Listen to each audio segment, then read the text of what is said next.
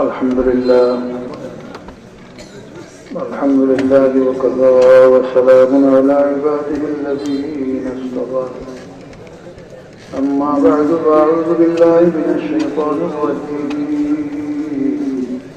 بسم الله الرحمن الرحيم يا أيها الذين آمنوا اتقوا الله ولتنظر نفس ما قدمت لغد واتقوا الله إن الله خبير بما تعملون. وقال النبي صلى الله عليه وسلم إذا مات الإنسان انقطع عنه عمله إلا من صدقة جارية أو علم ينتفع به أو ولد صالح يدعو له. آمنت بالله صدق الله مولانا العظيم وصدق رسوله النبي الكريم ونحن على ذلك من الشاهدين والشاكرين والحمد لله رب العالمين. أمر محبة الشفيع اللهم صل على محمد وعلى آل محمد كما صليت على إبراهيم وعلى آل إبراهيم إنك حميد مجيد.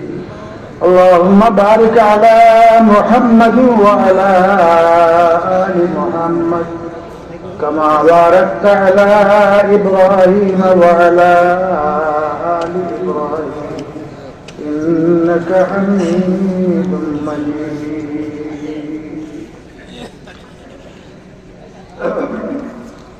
تنظيم الأطفال الحسينية الإسلامية কর্তৃক আয়োজিত তাফসীরুল কুরআন মাহফিলে উপস্থিত মুআজ্জাজ উলামায়ে কেরাম, বিভিন্ন জায়গা থেকে আগত আমার ধর্মপ্রাণ মুসলমান ভাইরা, পর্দার অন্তরে বসে কথা শুনছেন মুসলিম মহিলারা, তা অনেকেই জানেন আমি খুব মারাত্মক অসুস্থ ছিলাম। আল্লাহ পাকের দয়ায়, সকলের দোয়ায় একটু সুস্থতা আল্লাহ দান করছেন, যার ফলে আপনাদের সামনে হাজির হয়েছে। কিন্তু রাস্তায় একা বাঁকা, এই রাস্তায় অনেক কষ্ট হয়ে গেছে। তো আমি খুব লম্বা কোনো কথা বলার অভ্যাসও নাই, আর এখন তো অসুস্থ। পরিবেশটা যদি একটু সুন্দর হয় তাহলে কথা বলতে সুবিধা হবে।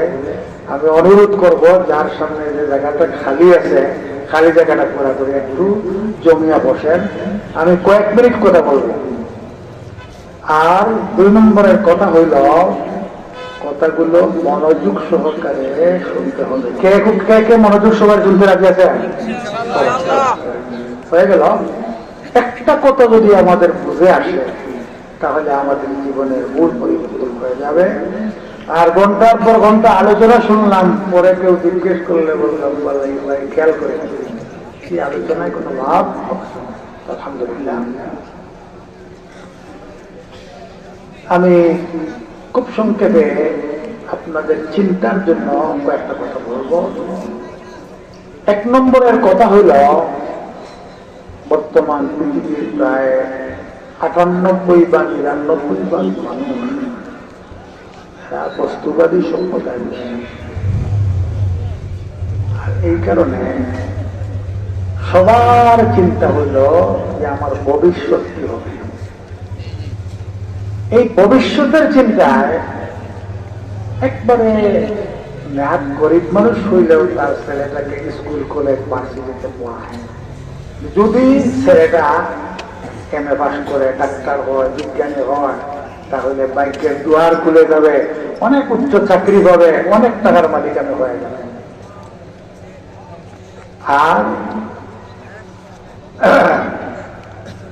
এই চিন্তা করে সুর সুরি করে, ডাকাতি করে, সুদ খায়, ঘুষখোর খায়। আজকের জন্য কেউ এগুলি করে বলেন, আজকের জন্য সুর চুরি করে, ডাকাতি করে, আজকের দিন তো চলেই গেল।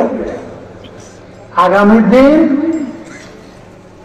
কিভাবে আমার চলবে, যদি আমি হালাল হোক আর হারাম হোক কিছু টাকা পয়সা মালিক হতে পারি, বিল্ডিং এর মালিক হতে পারি, গাড়ি বাড়ির মালিক হতে পারি, তাহলে আমার জীবনটা কি হবে, সুখময় হবে।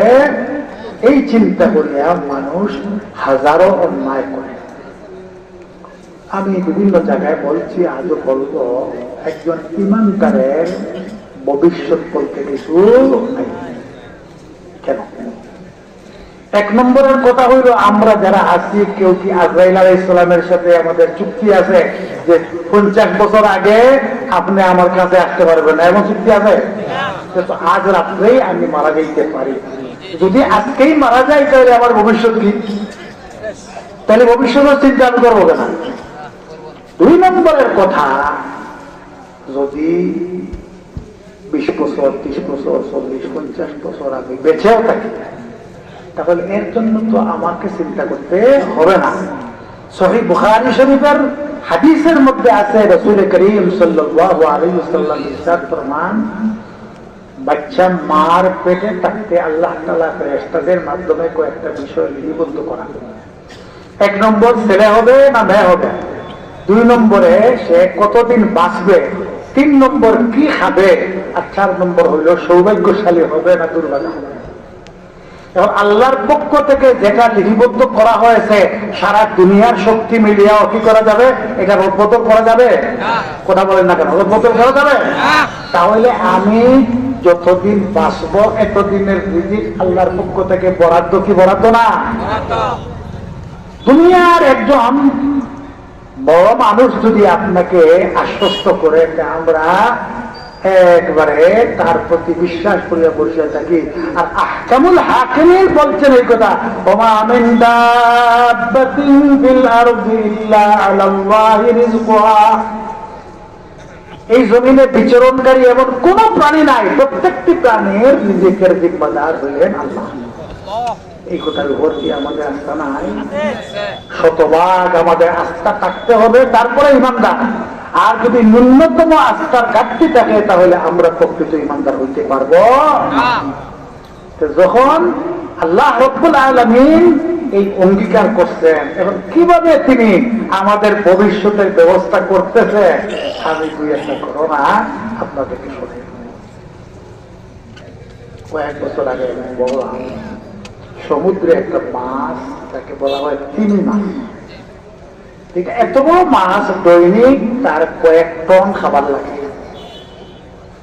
এত বড় মাছ, আর তিমি মাছ তো একটা না, হাজার হাজার মাছ আছে, এদের খাবার ব্যবস্থা কি? এই বড় মাছটা তো নড়াচড়া করাও তার জন্য ক্ষতি। তো যিনি রাজিকুল এবাদ, যিনি বলছেন যে সব প্রাণীর রিজিকের জিম্মাদার তিনি এমন ভাবে তাকে রিজিক দেন, পত্রিকায় লেখছে এই কথা যে তার ভিতরে এক ধরনের তৈলাক্ত পদার্থ আছে। সে যখন হা করে তখন এই পদার্থটা বাহির হয়, এটা খাওয়ার জন্য হাজার হাজার মাছ আসিয়া বের করে, আর সে শুধু মুখের চাপাটা বন্ধ করে, হাজার হাজার মাছ তার বের করে। সুবহানাল্লাহ বললেন না? সুবহানাল্লাহ বললেন না? তিনি মাছকে যে আল্লাহ রিজিক দিতেছেন, আমি আশরাফুল মাখলুকাত, আমাকে কি আল্লাহ দিবেন না? অবশ্যই দিবেন।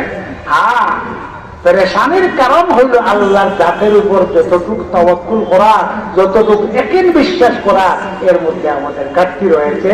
এই ইয়াকিনের অভাবের কারণে আমরা অনেক সময় পেরেশানির সম্মুখীন হইয়া। আমি কথা গুছাইয়া আনতেছি, লম্বা কথা বলতে পারবো না। তো এক কথা হইল যে ইমানদারের ভবিষ্যৎ বলতে কিছু, হ্যাঁ একটা ভবিষ্যৎ আছে যেটা সুনিশ্চিত, অবশ্যই সুনিশ্চিত, এর মধ্যে কোনো সন্দেহ নাই। আমি কোরআনের পাকের যে আয়াত তেলাওয়াত করেছি, সেই আয়াতের মধ্যে এই ভবিষ্যতের কথাটা আল্লাহ তাআলা বলেছেন। আল্লাহ বলেন, ইয়া আইয়ুহাল্লাযীনা আমানুত্তাকুল্লাহ, ইয়া আইয়ুহাল্লাযীনা আমানুত্তাকুল্লাহ ওয়াল তানজুর নাফসুম মা কদ্দামাত লিগাদ। হে ঈমানদারগণ, তোমরা আল্লাহকে ভয় করো, আর আগামী কল্যাণের জন্য কি প্রস্তুতি নিছো, কি সামান পাঠাচ্ছ, এটার জন্য যেন প্রত্যেকে চিন্তা করো। এখন এই আগামী কল্যাণ বলতে কোনটা? আমরা তো আগামী করলো বলতে মনে করি আজকের দিনের পরের দিন। কোরআনে পাকের এই আয়াতে এই আজকের দিনের পরের দিন বোঝানো হন নাই, এমন একটা ভয়াবহ দিনের কথা আল্লাহ তাআলা বলেছেন যে দিনে আপনার বলতে কেউ নাই, আপনার বাবাও আপনার সাথে থাকবে না, মাও থাকবে না, ভাইও থাকবে না, সন্তানও থাকবে না, কেউ আপনার কোনো সাহায্য করবে না, একমাত্র আল্লাহ রাব্বুল আলামিন। সেটা এমন ভয়াবহ দিন হবে, বুখারী শরীফের হাদিস মোতাবেক আপনার শরীর থেকে গাম বের হয়ে কানের লতি বরাবর কারোর সিনা বরাবর হয়ে যাবে। এই ধরনের এই ভয়াবহ দিনের কথা আল্লাহ তাআলা উল্লেখ করিয়া বললেন, ওই দিনের জন্য তোমরা কি সামান তৈরি করছো, কি পাঠাইতেছো, প্রত্যেকে যেন একটু চিন্তা।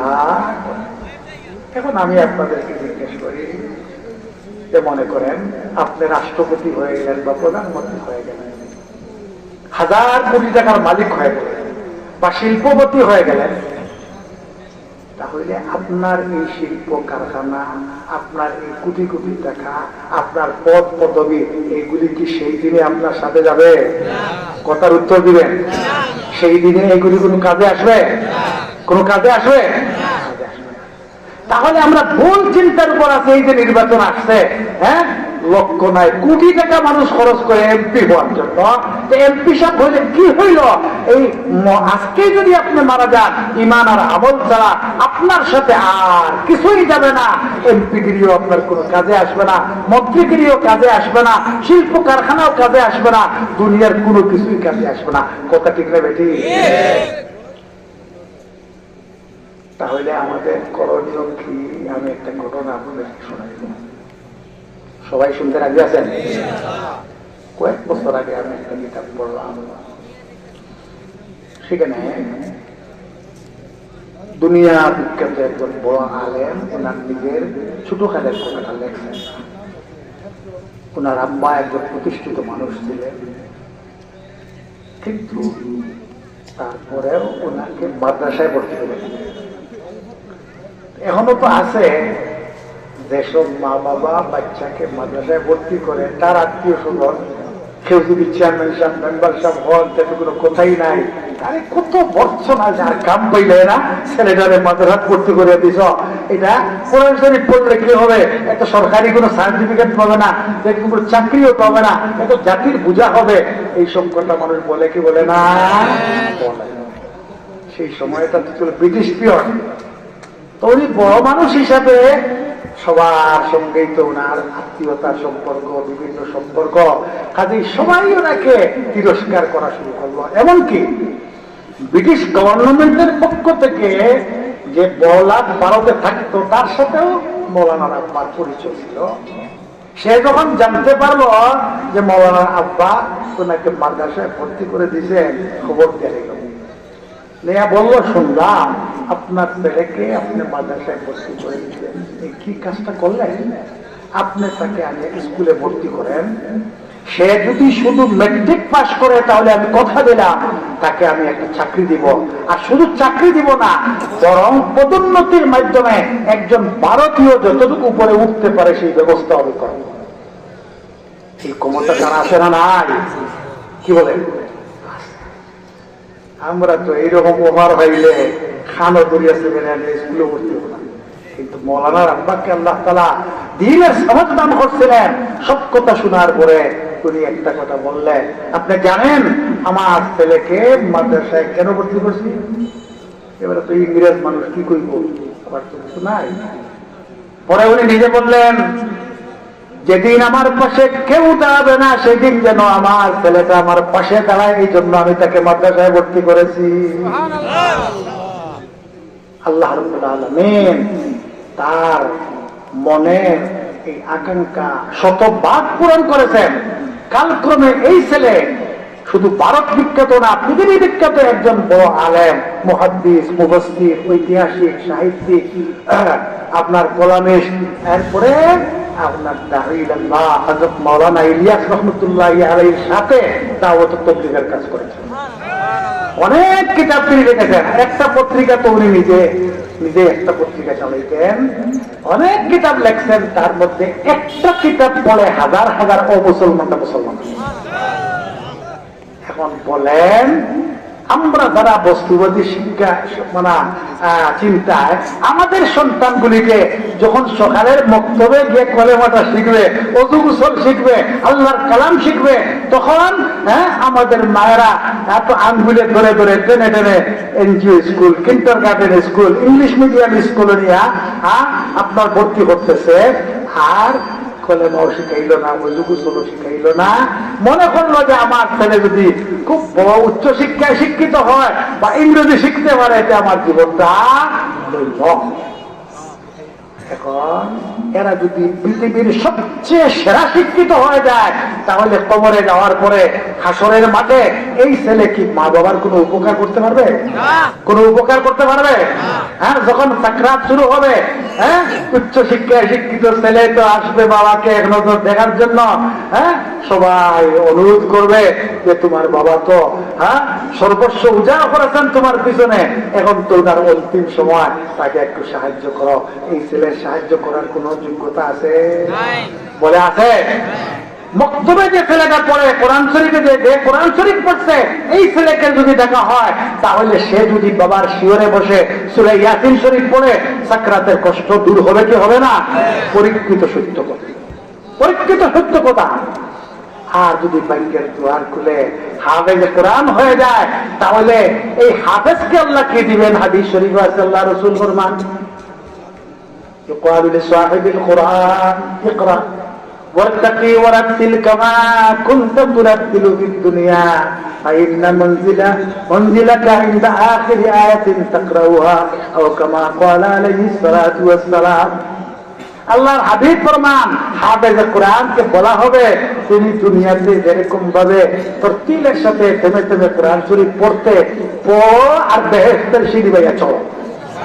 যেখানে গিয়ে কোরআন শরীফ খতম হবে, সেখানে হবে তোমার ঠিকানা। আর তার মা বাবার মাথায় এমন মুকুট পরানো হবে যার আলো সূর্যের আলোতে আরত হবে। আর যিনি